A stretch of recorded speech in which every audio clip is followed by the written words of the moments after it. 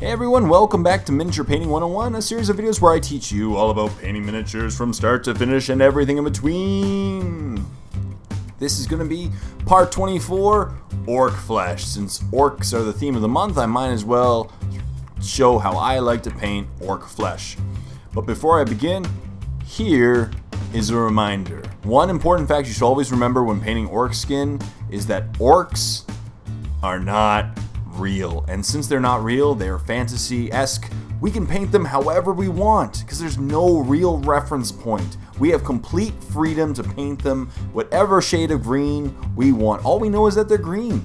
There's no exact shade of green you have to paint them, so you can use whichever base color, whichever highlight color, whichever shading you want. I've even seen people use yellow base coats and a heavy green shade to bring it to green. You can use whatever you want, and that's the great thing about orcs, is that you can create an army with whatever color of skin you want for orcs. But now, that being said, I just want to show you guys how I paint my orcs and discuss a little bit about things you can consider when painting orc skin.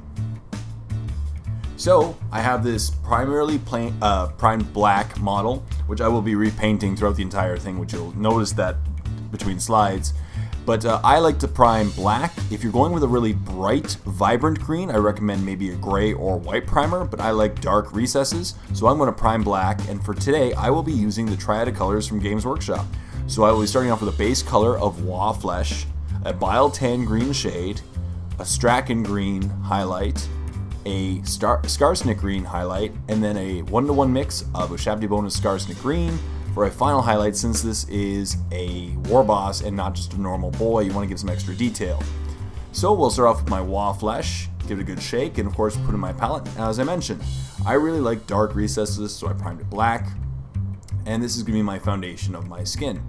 You can repeat these steps that I'm going to talk about with any color combination of greens you want, but just take the steps in stride.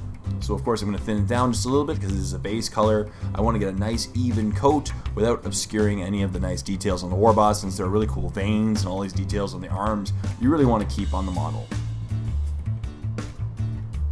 And now I'm going to just apply it very slowly but surely and evenly on the model, and that's it. Step one. Apply this base color to the model, and this will set the foundation of green on the skin, and it will look awesome on the model. Now you will notice that the model will continue to look different as the video goes, not only with the skin but the clothing, because I was painting the model for a battle report as I was making this video. So you'll notice that the quality of the paint job hopefully improves throughout the video. So as I mentioned, I'm just going to give a nice even base coat all over the model's skin.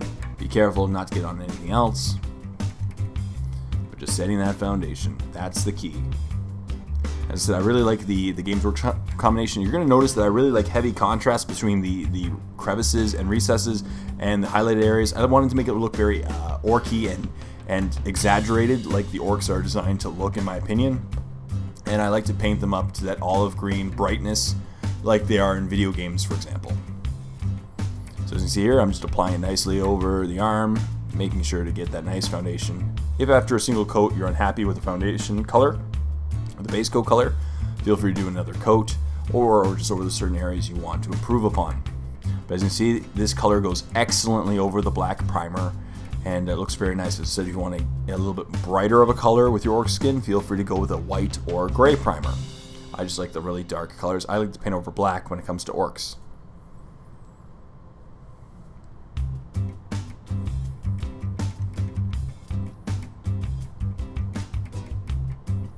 As you see here on the back, same thing, just getting it all over the arm.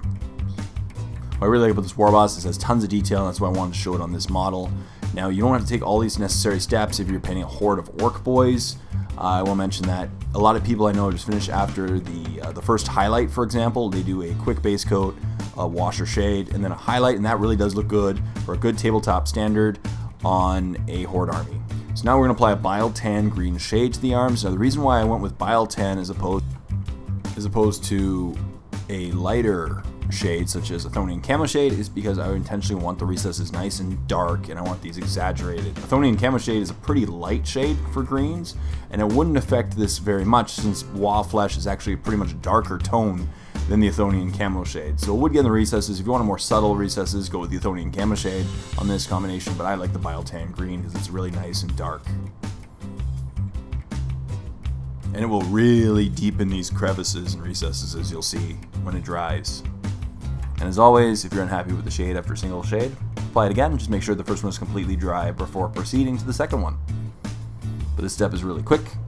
And look at it when it's dry, it is really, really dark. But now it's time to highlight this thing up and keep the recesses really dark so that it exaggerates the shades and just looks really good. And we'll be using, as I mentioned, my first highlight color. So I'll take my Strachan Green, give it a good shake, and then put it in my palette. And for this case, I will not be thinning it down because I'll be applying an overbrush, and you really don't need that much paint when doing an overbrush on the model. The reason why I'm doing an overbrush is it's a very quick and easy method to cover all the raised areas, and since it's skin, I don't really want a dusted appearance. I want a more solid highlight. So I'm going to take my brush and bring the paint to the sides of the brush by just wiping it off on a towel to make sure that the paint is nice and evenly distributed along the sides of the brush. And I have that nice flat edge brush for the sides. For more detail on how to overbrush, check out my overbrushing miniature painting 101. And I'm just going to overbrush and drag my brush parallel over the surface and pick up on all those raised areas and leave the crevices that really nice, dark, rich green. And you see this highlight color, it really does exaggerate the recesses, and that's what I want. I want to make them look super strong and buff and just how animated the orcs are. And as I mentioned, you can do this with pretty much any color combination of greens. Just make sure that the highlight color is obviously much lighter than the original color. It should also be noted that if I want the skin to be a little bit darker, I tend to use Warboss Green instead of Strachan Green. So you either use Warboss Green if you want it to be darker flesh tones, or Strachan Green in this case if you want the skin to be slightly lighter. And I'm just going to overbrush over the face, and as you can see now, the details are really starting to pop on the miniature, especially the face, which has a lot of the good detail is in. That's what I love about these orc models. They just look awesome and tough and really orky, and that's what matters.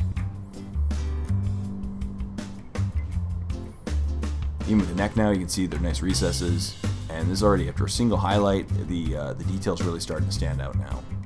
And as I mentioned, if you're painting like a horde army and this is an orc boy, not a war boss, feel free to stop after this particular step. Basically, it will look great on the tabletop, and they'll really look good in a horde of boys, especially just after a single highlight.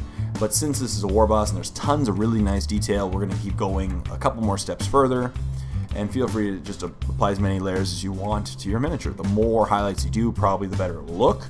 But you can get away with less when you have a lot more bodies on the table. And also obviously depends on the standard in which you're painting. So I'm going to just continue to overbrush over the arms, and as you see here, the details just really standing out and popping now. It's starting to look really good.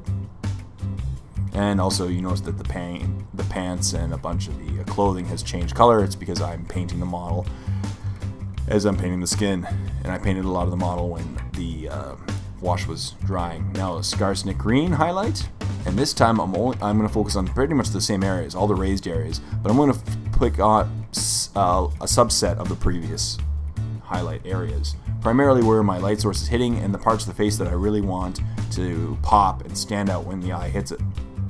So the ears, the forehead, around the nose, the jawline.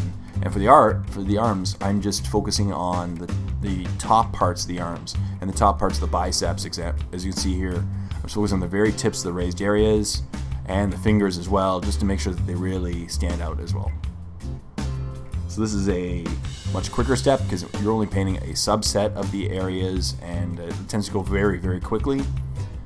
But once again, it tends to create another tone of skin and a more realistic tone, of course, to a fantasy-esque army, because obviously orcs don't exist.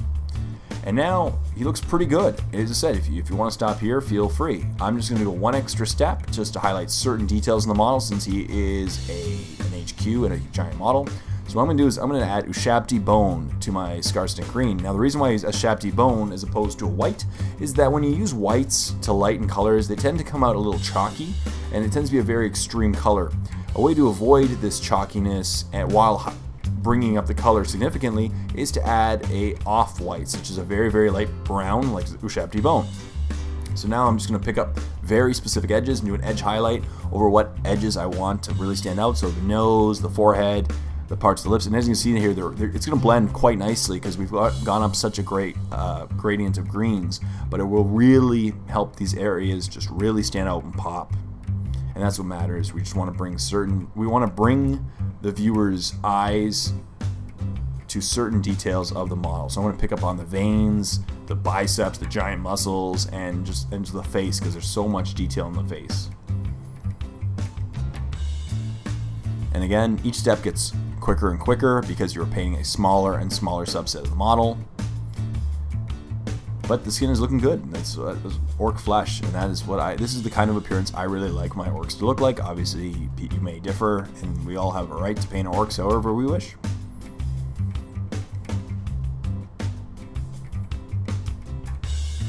And here's what the model looks like when we're done. So as you can see, it didn't take me very long, and also was painting the clothing at the same time. But he looks great. Way better than the original black primed model at the beginning.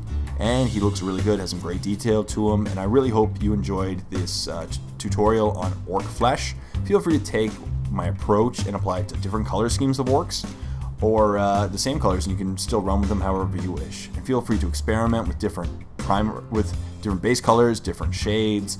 You can use oil shades to produce a huge variety of colors. So thank you very much for watching this Miniature Painting 101, and thank you for subscribing to The Warp. I really hope you enjoyed the video. Stay tuned for part 25 and leave a comment in the comment section down below of what you would like to see in future Miniature Painting 101s. I am definitely listening and will work my best to fulfill them. So until next time, this is Jay saying, happy painting everyone.